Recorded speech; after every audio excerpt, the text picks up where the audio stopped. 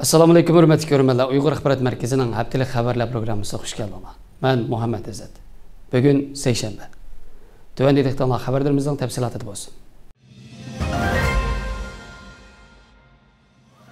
Uyghur Kişilik Hüquq Quruluşunun reisi Ömer Xanat 25 oktyabr diplomat to'g'rida Antonio Guterres Uyg'ur irqiy qirg'inchilik qarshi harakat ko'tish kerak mavzuliq maqola e'lon qilgan bo'lib, maqolada ko'rsatilishicha 18 oktyabr Angliya boshchiligidagi 51 davlat Birlashgan Davlatlar Tashkilotida Sharq Turkiston xalqining Xitoy hukumati tomonidan sodir qilingan ig'ir kishilik huquq tafsirchiliklarga duch kelayotganligini ayblagan bo'lsa, Birlashgan Davlatlar Tashkilotining bosh kotibi Antonio Guterres dal shu kuni Beijingda Xi Jinping bilan ko'rishgan va u o'tirib qo'ygan atalmish bir balvoq bir yo'l tashabbusini tarixiy fursat deb ta'riflab Xitoyning qarinitiga madhiya o'qigan. Buningdan sirt Guterres yaqinda Isroil bilan Hamas o'rtasidagi to'qinishning sababsiz portlamag'anligini, Isroilning bu jihatda ig'ir mas'uliyati borligini ayblagan bo'lsa-mu, ta hozirgacha Xitoyning irqiy qirg'inchiligini loyiqida ayblab baxmagan bo'lib, Ömer Xanat apandi maqolasida bu xil ikkiyuzlamachiligini takror tanqidlash bilan bir vaqtda Guterresning Xitoyning irqiy qirg'inchilik jinoyatiga qarshi konkret tadbir qo'llanishni degan.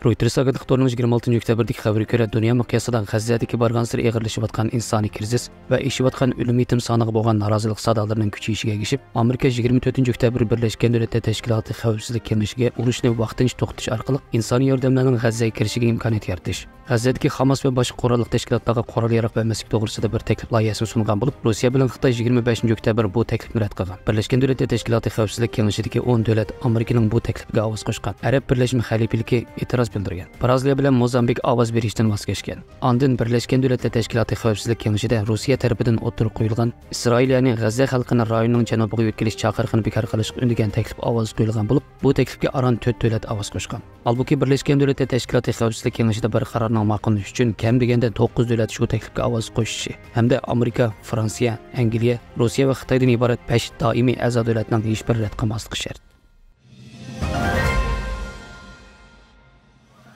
Amerika o'z to'rining 26 oktyabrdagi xabariga ko'ra, Amerikaning Xitoy qaratgan siyosiy jihatdagi nopostlik parlament a'zolaridan biri, Cumhuriyatchilar partiyasidan bo'lgan Mike Gallagher Amerika ovozi Xitoy qonunining ziyoratini qabul qilganda, hozirgidek Xitoyga yo'l qo'yiverishning Xitoyning xo'rikining texmi bak o'sib ketishiga sabab bo'lganligini bildirgan.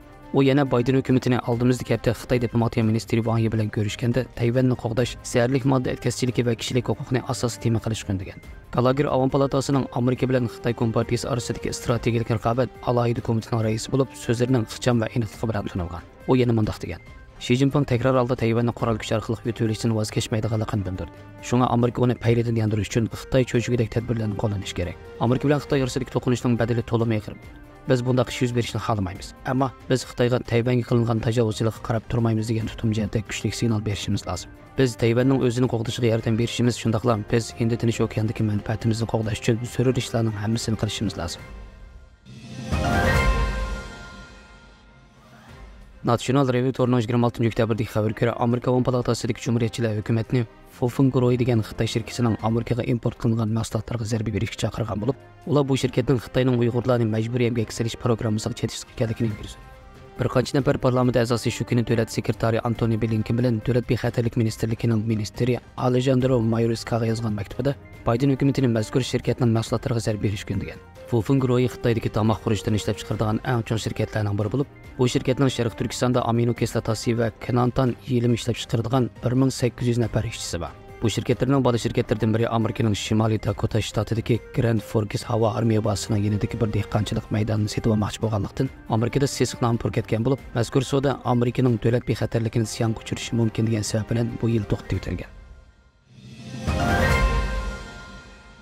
Tayvan News to'rining 28 oktyabrdagi xabariga ko'ra, Amerika Davlat ishlar mahkamasining sobiq strategiyachisi, chet el siyosati mutaxassisi Robert Manning bildirishicha, Xitoy Tayvanni tizginlash uchun qurolli to'qinishni emas, balki zo'ravonlikdan xoli metodni tanlashi mumkin ekan. Chunki uning qarashicha Amerika bilan bo'lg'is qurolli to'qinishning xavfi ziyoda yuqori bo'lib, agar Xitoy kompartiyasi Tayvanni o'ngishli ishg'ol qilmagan taqdirda, bu Xitoy kompartiyasining o'rnini tavritishi mumkin ekan. Shunga Xitoy Tayvanning telegraf va suv ta'minoti to'g'ri qatorliq xalqaro pul muassasalariga qarta hakkerlik hujumi qilishi, Xitoyda yashayotgan 300 ming Tayvan fuqarosiga tahdid solishi, Tayvandan dehqonchilik mahsulotlarini import qilishga tuyuqsiz cheklanma qo'yishi hamda mushkil taktikalar orqali Tayvanni hozirtib taslim bo'lishga qisitish mumkin ekan. Xabarlarimizni ko'rganingizga rahmat. Ko'rishguncha omon bo'linglar. Xayr xo'sh, Allohga emanet.